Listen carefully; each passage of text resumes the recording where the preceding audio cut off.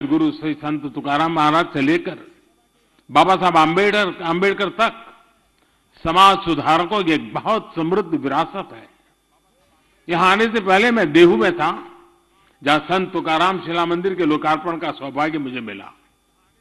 महाराष्ट्र में संत ज्ञानेश्वर, संत नामदेव, समर्थ रामदास, संत चोखा मेला जैसे संतों ने देश को ऊर्जा दी है। अगर स्वराज की बात करें तो छत्रपति शिवाजी महाराज और छत्रपति संभाजी महाराज का जीवन आज भी हर भारतीय में राष्ट्रभक्ति की भावना को और प्रबल कर देता है। जब आजादी की बात आती है तो महाराष्ट्र ने तो ऐसे अनगिनत वीर सेनानी दिए जिन्होंने अपना सब कुछ आजादी के यज्ञ में आहुत कर दिया।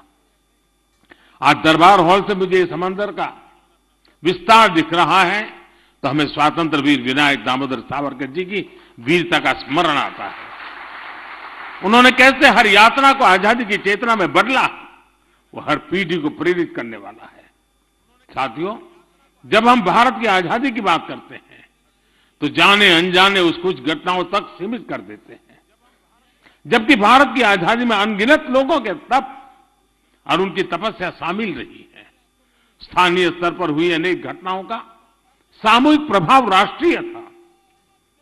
साधन अलग थे लेकिन संकल्प एक था। लोकमान्य तिलक ने अपने साधनों से, तो उन्हीं की प्रेरणा पाने वाले चापेकर बंधुओं ने अपने तरीके से आजादी की राह को प्रशस्त किया।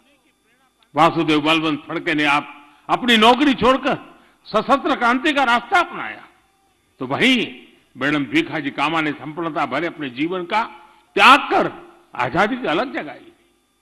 हमारे आज के तिरंगे की प्रेरणा का जो स्रोत है, उस झंडे की प्रेरणा मैडम कामा और श्यामजी कृष्ण वर्मा जैसे सेनानी थे। सामाजिक, पारिवारिक, वैचारिक भूमिकाएं चाहे कोई भी रही हो, आंदोलन का स्थान चाहे देश विदेश में कहीं भी रहा हो, लक्ष्य एक था, भारत की संपूर्ण आजादी। साथियों, आजादी का जो हमारा आंदोलन था उसका स्वरूप लोकल भी था और ग्लोबल भी था। जैसे गदर पार्टी दिल से राष्ट्रीय भी थी लेकिन स्केल में ग्लोबल थी। श्यामजी कृष्ण वर्मा का इंडिया हाउस लंदन में भारतीयों का जमावड़ा का, लेकिन मिशन भारत की आजादी का था। नेताजी के नेतृत्व में आजाद हिंद सरकार भारतीय हितों के लिए समर्पित थी, लेकिन उसका दायरा ग्लोबल था। यही कारण है कि भारत के स्वतंत्र आंदोलन ने दुनिया के अनेक देशों को आजादी के आंदोलन को प्रेरित किया। लोकल से ग्लोबल की यही भावना हमारे आत्मनिर्भर भारत अभियान की भी ताकत है। भारत के लोकल को आत्मनिर्भर अभियान से राष्ट्रीय और अंतर्राष्ट्रीय स्तर की पहचान दी जा रही है।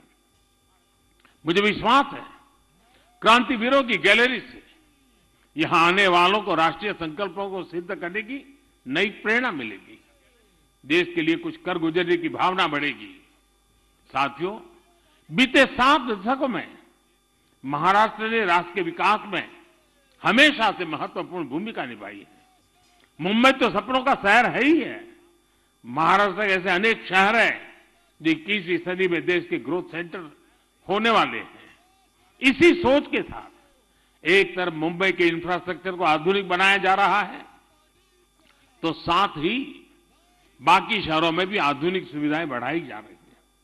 आज जब हम मुंबई लोकल में होते हैं, अभूतपूर्व सुधार को देखते हैं, जब अनेक शहरों में मेट्रो नेटवर्क के विस्तार को देखते हैं, जब महाराष्ट्र के कोने कोने को आधुनिक नेशनल हाईवे से जुड़ते हुए देखते हैं, तो विकास की सकारात्मकता का एहसास होता है। हम सभी ये भी देख रहे हैं कि विकास की यात्रा में पीछे रह गए आदिवासी जिलों में भी आज विकास की नई आकांक्षा जागृत हुई है। साथियों, आजादी के इस अमृत काल में हम सभी को ये सुनिश्चित करना है कि हम जो भी काम कर रहे हैं, जो भी हमारी भूमिका है, वो हमारे राष्ट्रीय संकल्पों को मजबूत करें। यही